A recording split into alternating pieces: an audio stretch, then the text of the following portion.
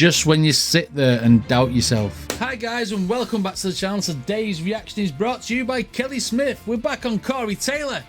In this interview, well, not interview, he talks about a fan who inspired him. Let's check it out.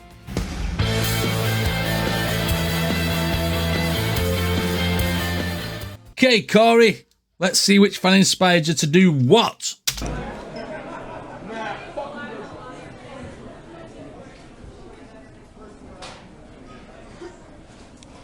What's the most inspirational story I've ever been told by a fan? That's actually a really good question. This? Yeah, give it up. And the fact that he took time out to sit and listen to a fan story is you know, credit to Corey Taylor. I was in Dallas, Texas in 2003. And I was hanging out, smoking a cigarette. I was kind of, well, I hadn't been drinking that night. Let's put it that way. It was the tail end of the Stone Sour tour on the first album cycle.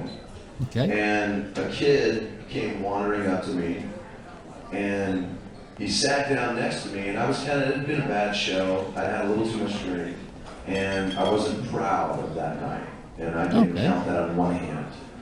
He sat down and he said, you know, what's the matter?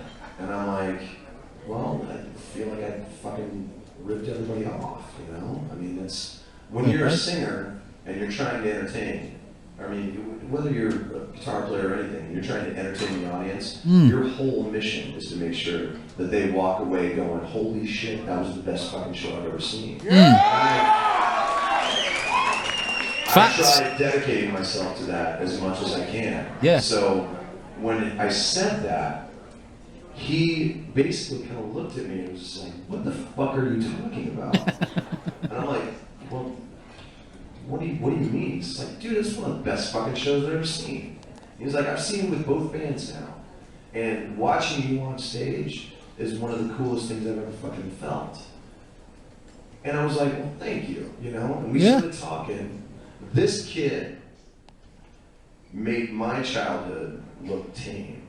And if you've read the book, you know that's pretty fucking hard to do.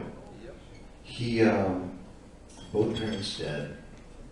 He'd already been through 2 sets of foster parents. Wow. Both sets were either way too dominant or they beat the shit out of him. Oh my God. They finally found... I can't stand stuff like that. Yeah, anything against kids like that. I want to knock everybody out who does that. You know what I mean?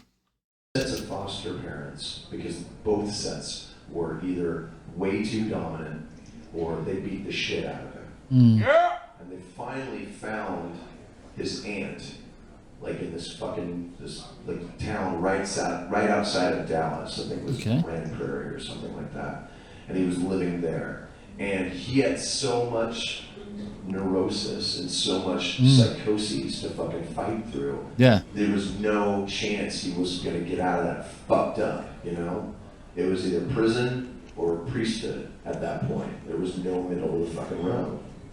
And because of my music and the music that I've helped make and the biggest heart in his aunt, he was on the verge of going to college and turning his fucking life around. Wow. Just when you sit there and doubt yourself. It's almost like he'd been sent to him. You know what I mean? As a reminder that he does a lot of good. You know what I mean? Someone who's had a shitty life, someone who trying to explain to him that he's had a crappy show, blah, blah, blah. And this kid said, this kid who's had a really shitty life says to him, you know, that was the best show that I've ever seen, blah, blah, blah. Your music speaks to me. Now I'm, you know, it's got my life around because of your music. That has got to be the biggest accolade you could get as a musical artist. Not the entertain the crowd, not the songs you write, but the fact that it's helped somebody. You know, that would make you feel warm inside. That, you know what I mean? That would give you the biggest buzz, I reckon. The biggest heart in his aunt. He was on the verge of going to college and turning his fucking life around. Good.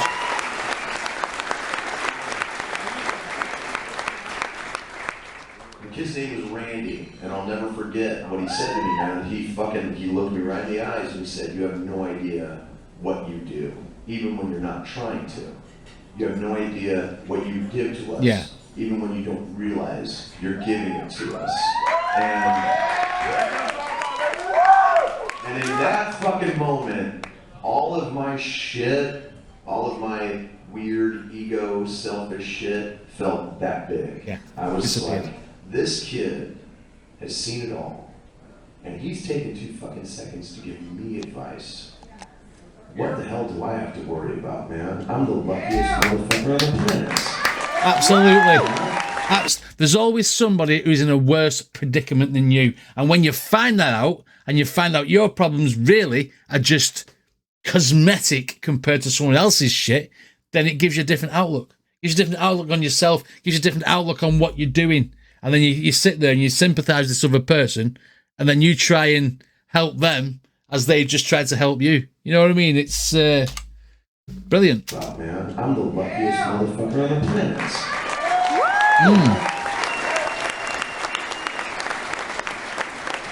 And that was really one of the steps that I took towards letting go of the drinking and the bullshit and all of the fucking cliche rock star horse shit. It didn't matter anymore. No. It meant more to me to get myself better so I can be better for all of you. And that's really a very wholesome message. I saw him about 5 years later on the All Was Gone tour, and he is on the verge of getting his doctorate, and I think it is in social science, and he's going to be a teacher, man. Can you fucking believe that shit? And there you go. There's the you scratch my back, I scratch your back sort of thing. Because Corey's music, even though he's moaning about it, blah, blah, blah, has helped that kid go on the straight and narrow. That kid's now got his doctorate. He's going to be a teacher, blah, blah, blah. And to do that, get educated and go into that sort of job after having the shite life that you have with different foster parents, getting the shit beat out of you, you know what I mean? Parents have died, etc. All the trauma in your life, and to still make something of your life and basically feel like you owe it to Corey Taylor and his music to pull you through them dark times. You know, there's a give and take there for both people, and you know, this is great. Man, can you fucking believe that shit?